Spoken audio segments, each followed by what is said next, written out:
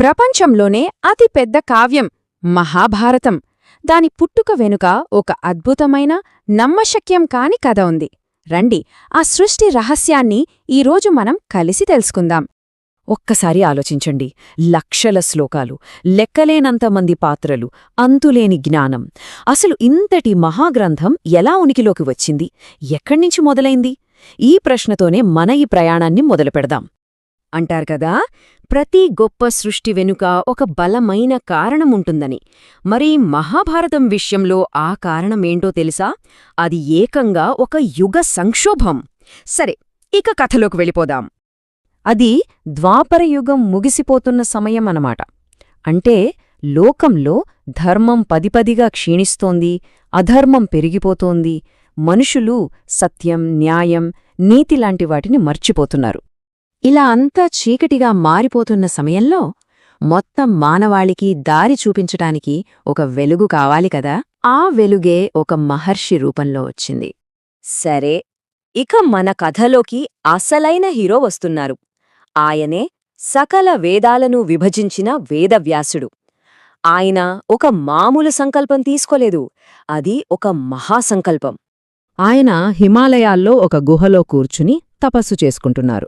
ఆయనకి ఒక ఆలోచన వచ్చింది. ఈ లోకం ఇలా తప్పుదారి పడుతోంది కదా, రాబోయే తరాలకి అంటే మనందరికీ ధర్మం, కర్మ, మోక్షం, జీవిత సత్యాలు ఇవన్నీ తెలియాలి కదా. అందుకే వీటన్నింటినీ కలిపి ఒకే చోట ఒక శాశ్వత మార్గదర్శిని ఇవ్వాలని నిశ్చయించుకున్నారు. ఆ మహాసంకల్పమే మహాభారతం. అనుకోవడం అయితే చాలా గొప్పగా ఉంది. కాని ఒక పెద్ద సమస్య వచ్చింది. వ్యాసుడి మనసులో ఒక జ్ఞాన ప్రవాహంలా వస్తోంది కథ. కాని దాన్ని అక్షరాల్లో పెట్టేదెవరు? దానికి మామూలు వాళ్లు సరిపోరు, ఒక దివ్యమైన శక్తి ఉన్న లేఖకుడే కావాలి.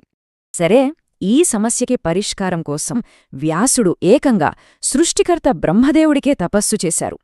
అప్పుడు బ్రహ్మ ప్రత్యక్షమై, వ్యాసా, నీ ఆలోచన అద్భుతం, కాని నువ్వు చెప్పే వేగానికి, ఆ జ్ఞానాన్ని అర్థం చేసుకుని రాయగల శక్తి, మేధస్సు ఒక్క విఘ్నేశ్వరుడికి మాత్రమే ఉంది అని దారి చూపించారు. ఇక వ్యాసుడు వినాయకుడిని ప్రార్థించారు. గణపతి ప్రత్యక్షమయ్యారు. అప్పుడు చరిత్రలోనే అత్యంత అద్భుతమైన ఒక ఒప్పందం జరిగింది. ఎవరి మధ్య? ఆ మహాకావ్యాన్ని సృష్టిస్తున్న రచయితకీ, దాన్ని లిఖిస్తున్న లేఖకుడికీ మధ్య. అది మామూలు ఒప్పందం కాదు, ఒక దివ్యమైన ఒప్పందం. ఇక్కడే అసలు కథ మొదలవుతుంది. వాళ్ళిద్దరి షరతులు చూడండి. గణపతి ఒక చిరునవ్వు నవ్వి, మహర్షి, నేను రాయడం మొదలుపెడితే నా కలం అస్సలాగదు. మీరొక్క క్షణం కూడా చెప్పడం ఆపకూడదు. ఎక్కడైనా ఆగితే నేను వెంటనే రాయడం ఆపేసి వెళ్ళిపోతా అన్నారు. దానికి వ్యాసుడు కూడా నవ్వి, సరే, కాని నాది కూడా ఒక షరతుంది.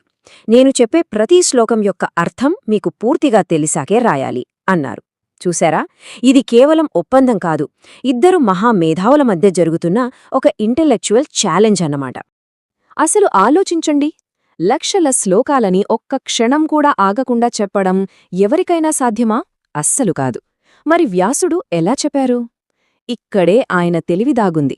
గణేశుడి షరతుని అధిగమించడానికి ఆయనొక అద్భుతమైన ప్లాన్ వేశారు. ఆయన ప్లాన్ పేరే గూఢశ్లోకాలు. అంటే ఏంటంటే, ఇవి చాలా క్లిష్టంగా ఉంటాయి. వాటి అర్థమంత త్వరగా తెలీదు. ఎంతటి మేధావి అయినా సరే వాటిని అర్థం చేసుకోవడానికి కొంచెం సమయం పడుతుంది. సాక్షాత్తు గణేశుడికే కొంత సమయం పట్టేదంటే ఆలోచించండి. ఇవే వ్యాసుడి సీక్రెట్ వెపన్ అన్నమాట. ఈ ప్రాసెస్ ఎంత అద్భుతంగా జరిగిందో చూడండి. వ్యాసుడు కావాలనే మధ్యమధ్యలో ఒక క్లిష్టమైన గూఢశ్లోకం చెబుతారు. దాన్ని వినగానే గణేశుడు దాని లోతైన అర్థమేంటా అని ఒక్క క్షణం ఆగి ఆలోచించేవారు. అంతే, వ్యాసుడికి కావలసింది ఆ ఒక్క క్షణమే. ఆ చిన్న గ్యాప్లోనే ఆయన తన మనసులో అడుత కొన్ని వేల శ్లోకాలను రెడీ చేసుకునేవారు. ఎంత గొప్ప వ్యూహం కదా! అలా రచయిత మేధస్సు ఆగలేదు, లేఖకుడి కలం ఆగలేదు.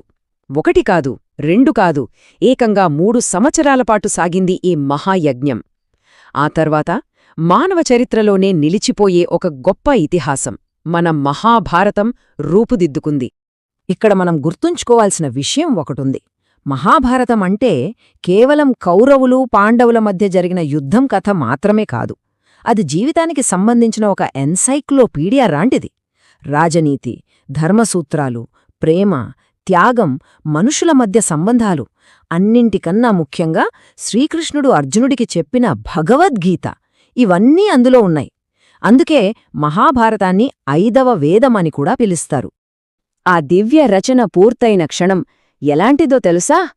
అది అజ్ఞానం మీద జ్ఞానం గెలిచిన క్షణం, చీకటి మీద వెలుగు గెలిచిన క్షణం, ఈ ప్రపంచానికి ఒక శాశ్వతమైన దారిదీపం దొరికిన క్షణం. ఆ క్షణమే మహాభారతం. చూశారు కదా, ఈ సృష్టి కథే ఎంత స్ఫూర్తినిస్తుందో. అయితే ఇక్కడ అసలు ప్రశ్న ఒకటుంది.